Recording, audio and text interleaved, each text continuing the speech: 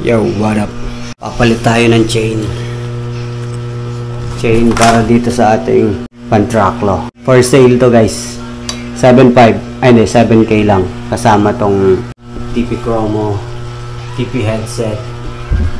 Meron siyang tawag dito, tensioner built-in. Palit tayo ng chain. Kasi yung chain natin na nakakabit dito, standard chain. So ipapalit ko tong heavy duty na chain ng TEC. Shoutout sa TEC. Let's go. Wala na akong ibibigay na ganito, wala na akong i-giveaway na ganito kasi naibigay ko na kila Nico. Binigyan ko si Nico, si Raven bibigyan ko rin, tapos kay Artem binigay ko yung isa, tapos sa akin ito. So ipapag-giveaway ko na standard chain, 3 na lang kasi yung isa binigay ko rin kay Sir Puno. So yun, samahan nyo ako magpalit ng chain. Let's go, palitan natin ng matibay, heavy duty, para solid na yung ating chain. Sa mga naghahanap ng budget meal na chain pero matibay, ito na yun, TEC. Mura to kaysa sa ibang mga budget meal na chain na madaling masira. Pero ito, matibay to kasi subukan na natin yan dito sa ating Pantraclo. Madumi nga lang kasi hindi pa nalilinis.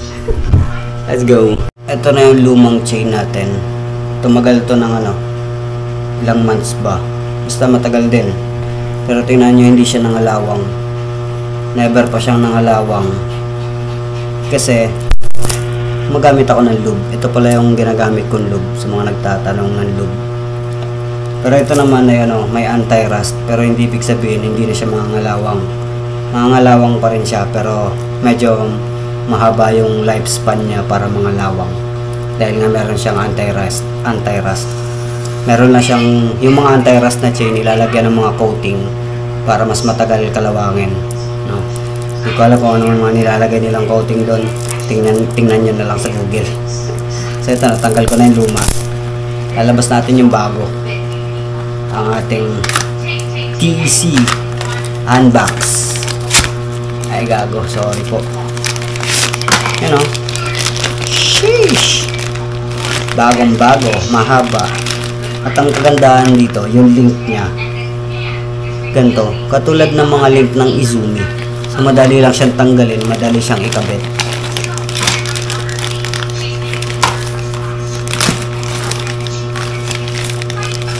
Tadang! Anong smooth. Haba nito, siguro may sobra na link to ng mga mga 15 link ang sobra. Ito yung niya, missing link.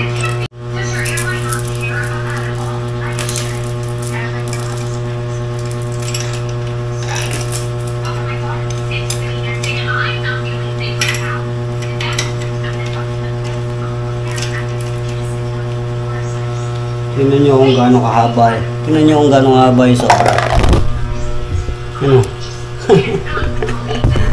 Wala yung problema pag gusto nyo maglaki ng chain ring, malaki pa yung madadagdag nyo.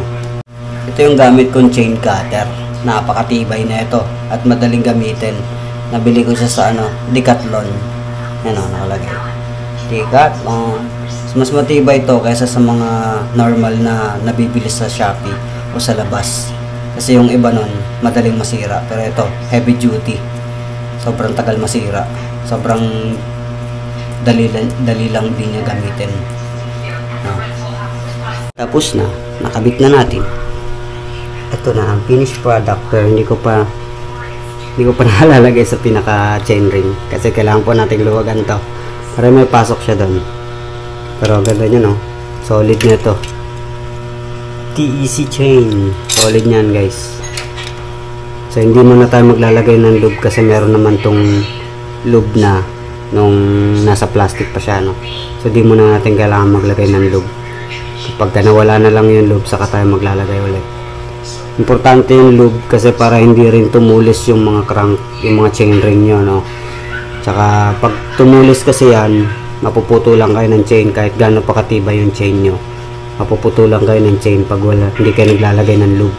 Yun, kabit na natin yan. Ayusin na natin yan, tas Palitan muna natin yung wide bar ng ating ano. Ito tawag dito. Ano ba tawag nila dito? Flared bar. May tawag dito boomerang. Boomerang yung tawag nila dito. TP. May bell hoods na red. Sa mga naghanap ng bell hoods, meron kay ano, Fixie Raven. Yung bar tape niya, TP bar tape. Nabili ko sa ano, BMX Cycle Center. Ano? Solid yan, guys. Pakita ko rin sa inyo yung strap natin. Artem Creation strap. Solid na strap yan. Sa mga naghanap ng magandang strap, mura. Enemy pedals. Saka na natin i-bike check yan. Kabit muna natin yung chain. Tadaan! Tangina, solid oh. Ang kinis. Tingnan nyo. Tamang-tama lang ang ating tension. May play lang siya. Hindi ganun katigas. Hindi ganun kalambot. Hindi siya lalabas dyan. Yan ang kagandahan pag merong tensioner. Kaya bilhin nyo na to. Bilhin nyo na tong TP natin. Solid yan na TP na yan. Naka-bike skin mga ano yan. Mga sticker kaya hindi mababakbak yan. Ano. Tapos natin kabit yung chain. Ito na yung tinanggal natin. Trip nyo ba to? Ipapa-hunt ko to sa Westgate o sa Quest, sa Feeling Best. Bahala kayo, hanapin nyo to doon. Pasok to sa 4817, 4819, 4817. Pasok yan. Yan o. Mahaba pa yan. So, itago natin yan. Ito nga, iba pala yung link na nagamit ko. Yung dating link pala yung nagamit ko. Ito na lang isasama ko dito. Yan o. Pa-item hunt natin yan. Scavenger hunt. Palitan na natin yung ano, wide bar. Let's go. Tangina, solid pre. Solid ng ating bike. Kita nyo yan? Sheesh! Tangina mo. Ang aggressive tingnan. Tangina, red hood pa yun, no? Parang horn. Isa din sa dahilan kung ba't pula yung binili ko kasi para siya sungay na pula. Sa ating wide bar, Thompson Trail, full carbon, sobrang gaan. Kaya hindi ko na to bibitawan eh, uncutted pa. Hindi pa siya napuputulan. Yan ang ating ano. Ito na ang ating final product. TP with TEC chain. TEC Artem Creation strap. Sarap. Let's go. Yun lang. Ride natin to bukas. Let's go. Peace out.